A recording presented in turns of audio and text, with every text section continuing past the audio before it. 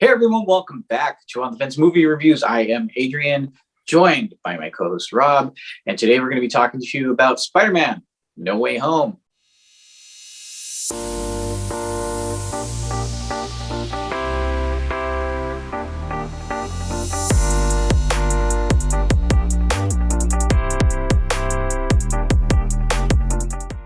No Way Home stars Tom Holland, Zendaya, and Benedict Cumberbatch returns as Doctor Strange.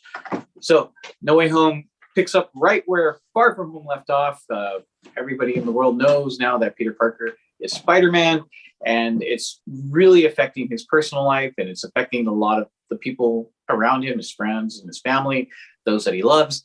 And he just feels really terrible about how his actions affected those around him. And he's now trying to figure out a way to change all of that. So he goes to Doctor Strange, hoping that he can conjure up a spell to fix all of that.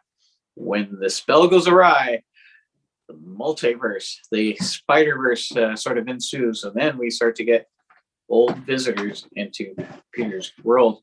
Rob, let's jump right into it. What were your thoughts of No Way Home? Man, I had so much fun with this movie. I wrote some stuff down because I did not want to forget. So yeah, I kind of just went with like my feelings when I saw Endgame and Infinity War. I was excited for Endgame, and I haven't been, as far as a superhero movie, I haven't been this excited since Endgame. Just seeing just the Doc Ock and the Green Goblin, and from the other Spider-Man movies, and I was just like, when they come on scene, it's amazing. It's not no subtlety about it. They're just there in your face. And William Dafoe is, I think Tom Holland does an amazing job, but William Dafoe for me kind of just steals every scene he's in because he's William Dafoe, and that's just who he is. It's Doc Ock is the actor, Alfred Molina. Alfred Molina. Not, and this is not saying anything negative to him, because when he comes on scene, it's just like even that when you see it in the trailer, when he's like, when he says, Peter, hello, Peter, and it's just kind of like you feel, and then his arms and everything. Overall, it was awesome. I loved it. The chemistry between Ned, Peter, and MJ. Again, you feel like over the course of these movies, they bonded, and you feel that. You feel the friendship. You feel Peter and MJ's their love for each other. It kind of grows in this movie, and you see that. You see the stuff that they're going through after people find out who Peter Parker is, a Spider-Man, and you see the issues. And I think they all do an amazing job of showing the struggle in different ways, how they're all going through it, and just kind of like having Peter's back. And here's the thing with Doctor Strange coming on the scene to kind of help Peter, or try and help Peter, if you will. I love Doctor Strange, and I feel like his movies, his one movie, I feel like it's not high on the Marvel list of like movies that people are like, oh, this is one of the best movies. But I just think his character and the way Benedict Cumberbatch plays Doctor Strange, I think he does a phenomenal job. Overall, I think everyone in this movie does a great job. Now, is there some negative things? Yeah, I could sit here and pick apart, maybe some of the storyline or the writing or the dialogue, but I feel like overall I was enjoying this movie too much. I did notice the couple negative things that I did notice. I just kind of overlooked them because I had so much fun and I was enjoying this movie so much that I was just like, this is awesome. And I'll say this. Endgame to me, not Endgame, Infinity War. When I walked out of Infinity War, I was just like, I cannot wait to see. I have more, like, as it is, I already had faith in Marvel and what they did. But when I walked out of Infinity War, I was like, all right, like this is amazing. I cannot see, I can't wait to see what comes next. And when I walked out of No Way Home, I had the exact same feeling. I'm getting goosebumps right now just thinking about it. I really just love No Way Home. I thought it was an awesome movie. Wow, I hear all the enthusiasm and the excitement from your voice just talking about it, which is really cool because it's kind of like getting me pumped. I'm like, yeah, let's go watch it again. Yeah, let's do it. Yeah, for me, I just thoroughly enjoyed this film. It's funny because I went to go watch it with my wife, and we were talking about it on the way out of the theater and into the car. She had mentioned something that made a lot of sense to me, where she had said that there are good movies and then there are enjoyable movies, like just fun movies. And this was one that was just enjoyable and fun. She's like, yeah, it's good, but it's also enjoyable and fun. I don't know if that makes sense, but like, oh yeah, it does.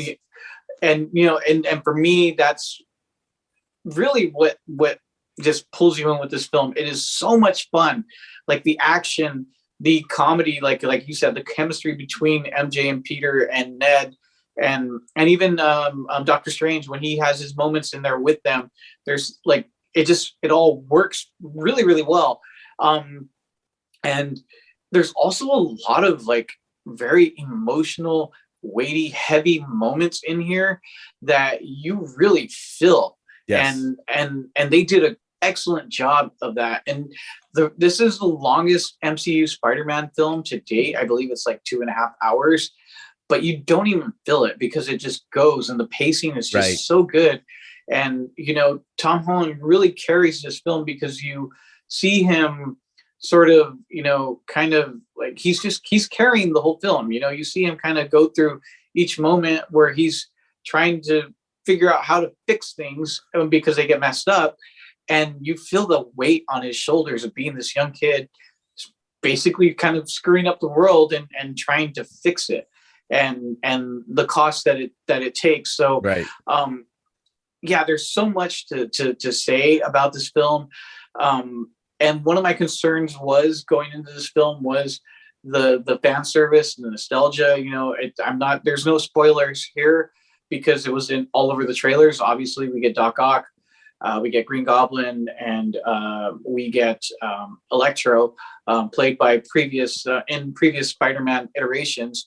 And so they have their moments in there, and they're also all phenomenal, all really great. And even in those moments, they have purpose. Because again, my concern was like, oh, it's just going to be a bunch of cameos and like a cheap, kind of a cheap thrill, if you will. Right. But when they come here, they actually are not cameos. They have a lot to do. They're the three main characters. They bring in a couple of other villains, as we also seen in the trailers. We have Sandman, and we have Doc Connors, who is Lizard. But they are a little bit more on the sidelines. The main focus are the three characters that I had mentioned before.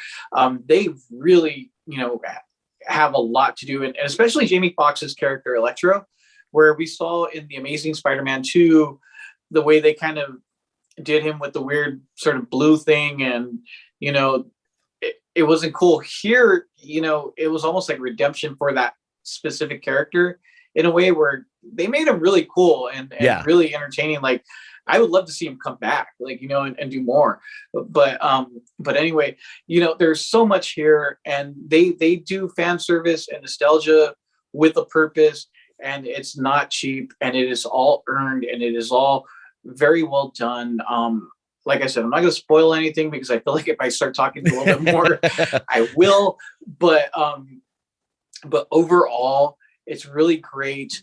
And actually, I also want to mention my biggest issue with the Tom Holland MCU Spider-Man films has always been that it has been MCU than Spider-Man. Like, it always felt like his character was kind of servicing the MCU, servicing the overall arcing, like, sort of setup for the next MCU film, Marvel film.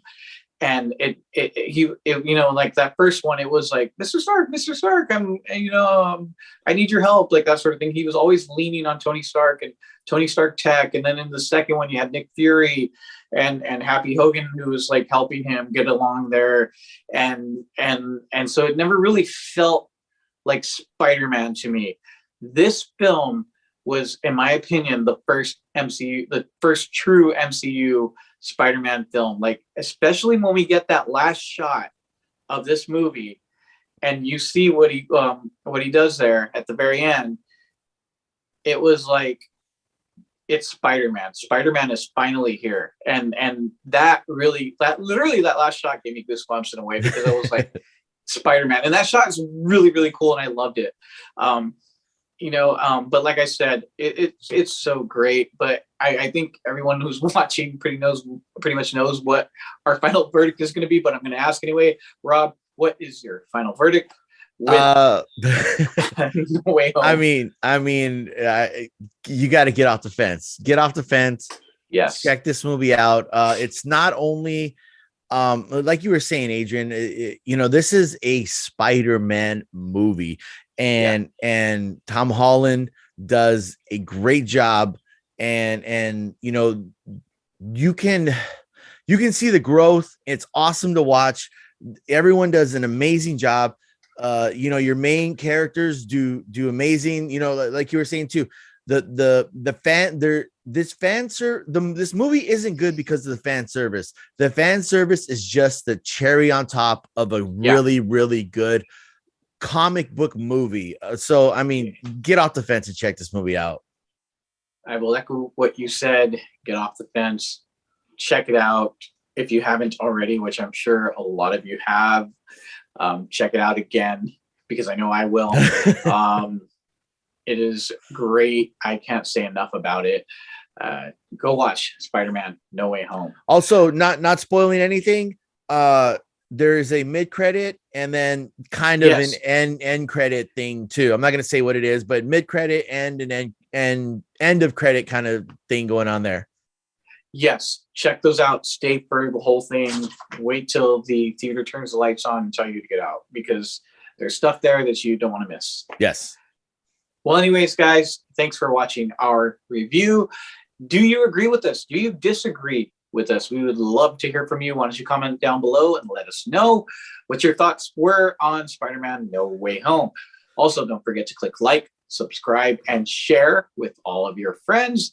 And follow us on Instagram at On the Fence Movie Reviews. And remember, we will catch you on the fence.